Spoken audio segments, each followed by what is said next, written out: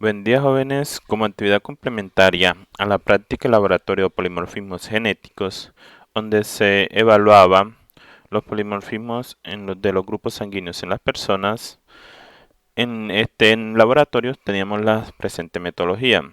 Se pinchaba el dedo, se obtenían 3 gotas de sangre, la cual se le agregaba sueros anti-B, suero anti-A y suero anti-D, con la cual se lograba determinar el grupo sanguíneo y el factor Rhesus.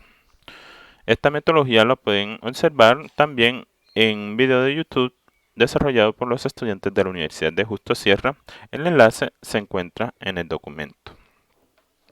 Entonces, acá también en el documento tenemos una teoría relacionada a los grupos sanguíneos y también de cómo se debe desarrollar un árbol genealógico. Las preguntas de esta actividad son las siguientes. Primero, con respecto al artículo de SAO y colaboradores en el 2020, aquí les dejo también el enlace, responder las siguientes preguntas. Antes de continuar, este fue el primer artículo donde relaciona los grupos sanguíneos con la susceptibilidad al COVID-19.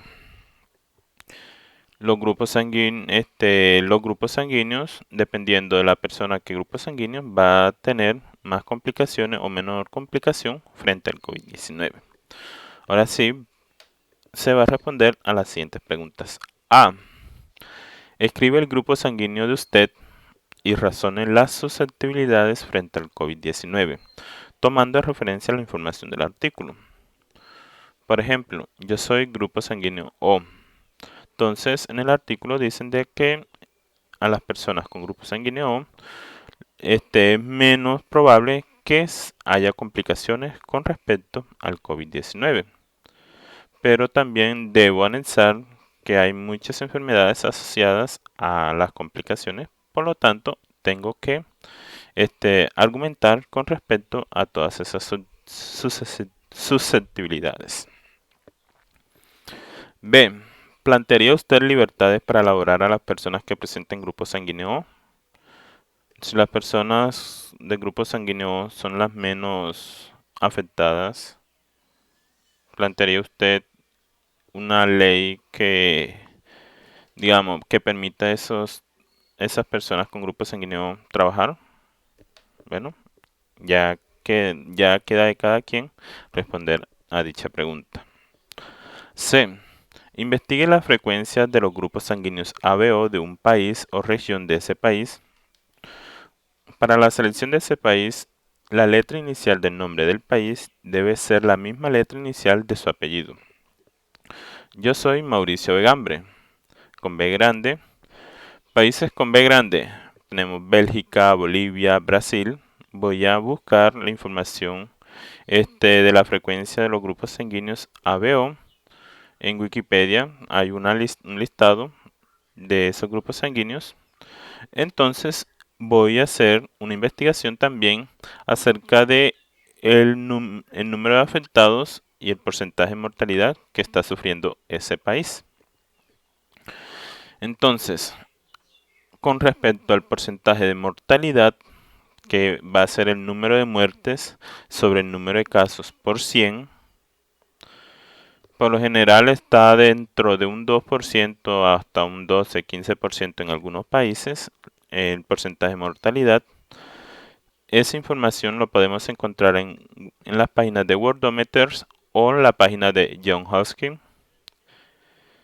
Aquí les muestro la información de la página de Worldometers, donde tenemos el número de casos, total de casos, y tenemos el número de muertes, total de muertes. Entonces, con estos dos datos van a determinar el porcentaje de muertes. En la página de Johns Hopkins también tenemos el número de casos y si seleccionan el país van a encontrar toda la estadística para ese país, del número de casos y del número de muertes.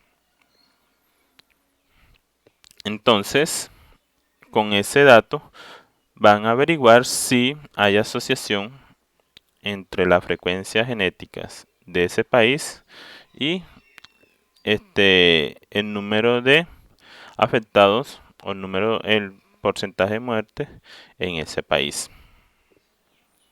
Y listo. Para la pregunta número 2 tenemos realizar un árbol genealógico con sus familiares.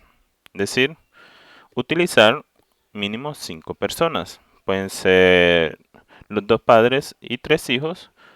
Pueden ser 2 abuelos, 2 padres y un hijo. Deben utilizar 5 personas.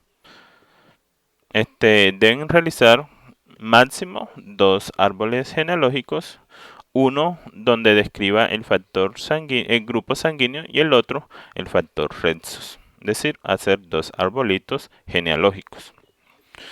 Uno con la información del grupo sanguíneo y otro con la información del factor Rhesus.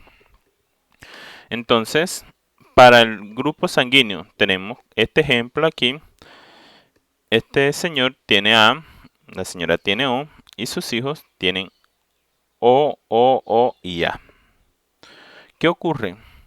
De que una cuestión son los fenotipos, otros los genotipos. Los alelos del grupo sanguíneo están descritos como I mayúscula, IA para IA mayúscula. Para los alelos dominantes, también IB mayúscula para alelo dominante e I minúscula para el alelo recesivo, que es el O. Entonces, una persona con grupo sanguíneo O va a tener doble carga genética del alelo recesivo. Entonces, como este señor tuvo 4 hijos, de los cuales 3 presentan el genotipo recesivo, entonces, ¿qué quiere decir? De que un hijo de ellos, este hijo, heredó una I minúscula de la madre y también heredó una I minúscula del padre. Por lo cual, si el padre es A, del grupo sanguíneo A, va a tener un alelo IA y va a tener un alelo I minúscula. Es decir, va a ser una persona heterocigota. De igual forma, se va a hacer con este grupo Rhesus, factor Rhesus, en la cual aquí tenemos un señor, grupo positivo, una señora de grupo negativo. Entonces, tuvieron hijos, diferentes hijos, 4 hijos, pero este salió positivo. Como la madre le heredó una D minúscula, tenemos una D minúscula, y el padre le heredó una D mayúscula, Como esta hija es positiva, viene siendo heterocigotas. Entonces, hay que definir los de los otros integrantes.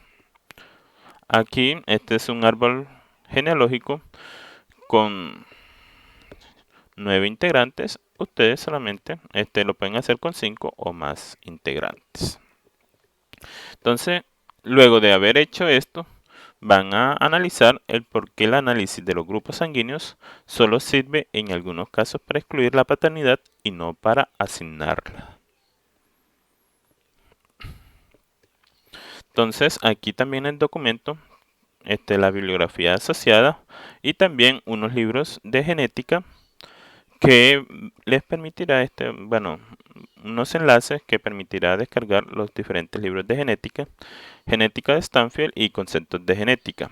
La genética de Stanfield contiene un gran número de ejercicios que pueden desarrollar para la parte teórica.